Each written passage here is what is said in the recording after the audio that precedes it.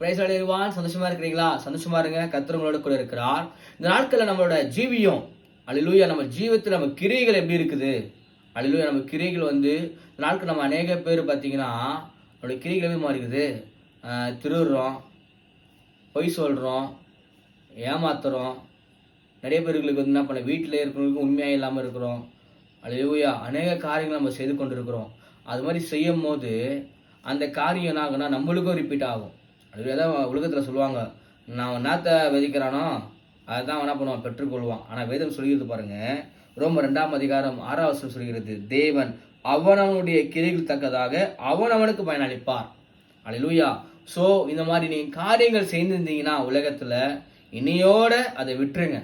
என்னோட விட்டுட்டு தேவ சமூகத்தில் உட்காந்து, ஆண்டவரே இந்த மாதிரி காரியம் நான் செய்யக்கூடாது, ஆண்டவரே நான் நல்லதே செய்கிறேன் அல்லேலூயா நீங்கள் சொல்லும் போது கர்த்தர் உங்கள் வாழ்க்கையை மாற்றி, கர்த்தர் உங்கள் வாழ்க்கையை ஆசீர்வாதமாக மாற்றுவார். அல்லேலூயா.